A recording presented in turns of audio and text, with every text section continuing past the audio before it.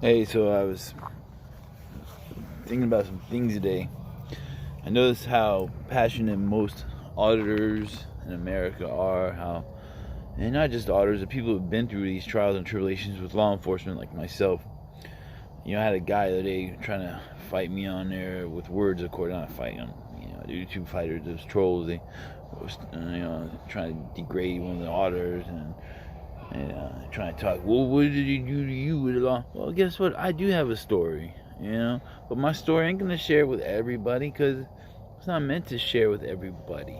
It's meant to keep my heart pumping every day and fight the good fight, without violence, with love and with hope and with trust in people still, because I don't want to lose those things that are important to me, I don't want to lose those important things. I don't need to express some bad thing that the law enforcement has done to me and my family before. I don't need to express that over and over. There's negativity in that. I know what happened. I know where it's brought me today, and I know where it's bringing other people today.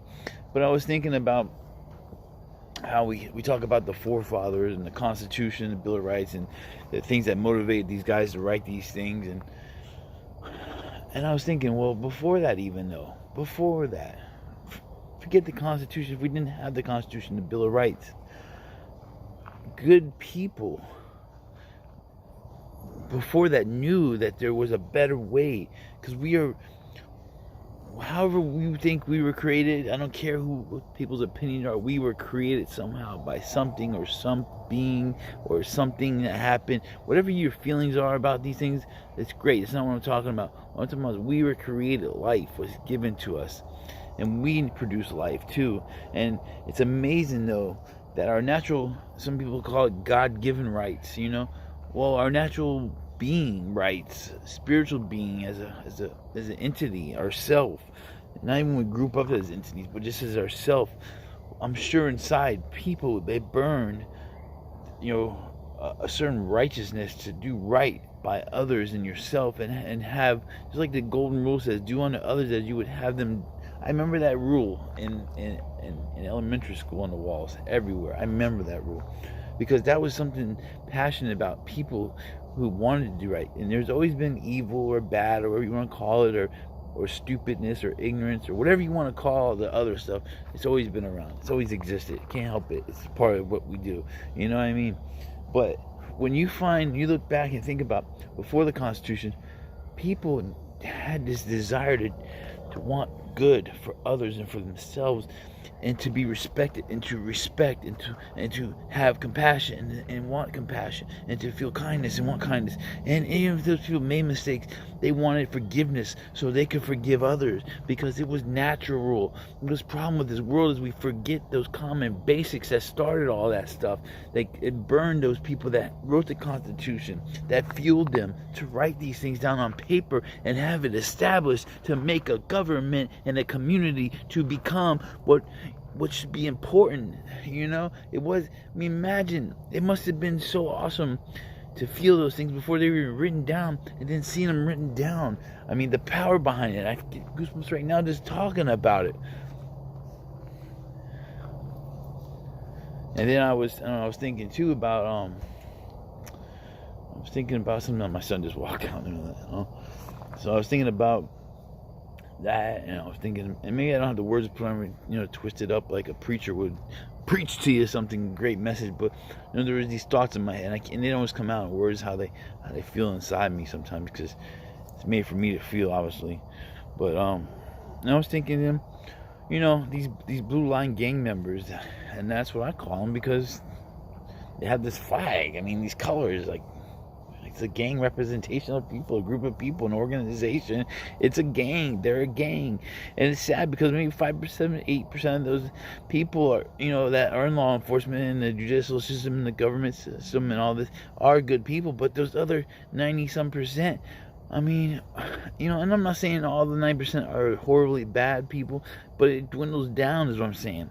And then it gets into I'm sure 30-40% are just pure screwed up people they're going about their job every day to hurt people and harm people. That's my percentage, that how I feel inside that there is going on, and that's what I think I see and feel each day with these people. And it's sad because they get hired with not much You know what I mean? Pretty much anyone can get a job there. You don't have a record? Great, come on into work. Who cares about your mental issues that you had growing up that you kept a secret from them, or maybe you did tell someone, but they're like, hey, you're gonna get hired. You gotta keep that down low, work on that as you go along. You can picture that stuff yourself. But imagine that. Imagine these people. They're like a gang.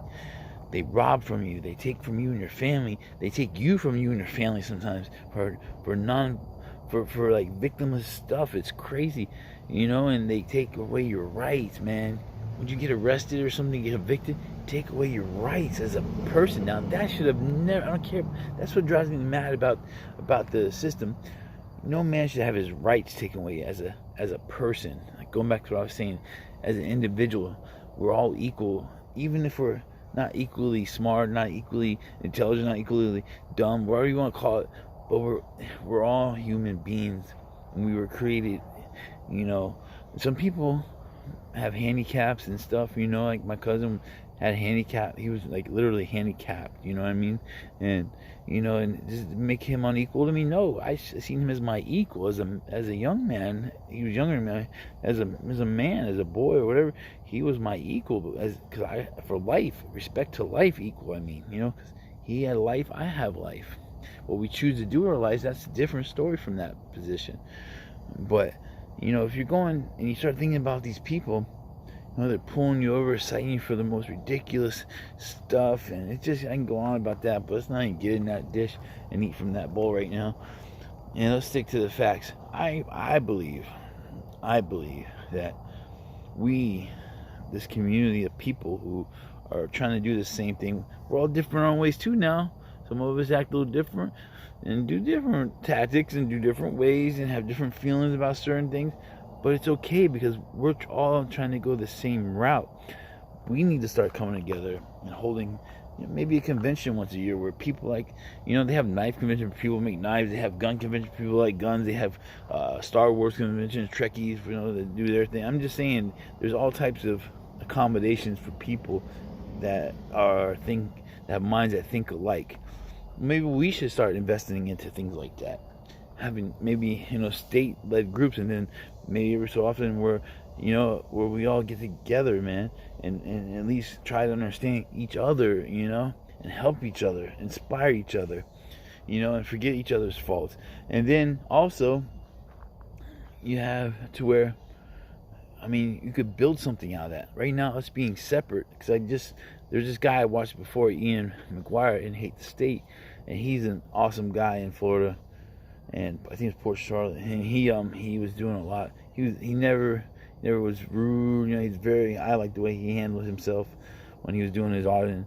And he ended up, they had the FBI come and raid his house and found some guns or something, and he was legal, but he had some cases because some old lady that is in the good old boy system got him hemmed up because he was following the camera for stalking, which is bullshit. Stalking is serious.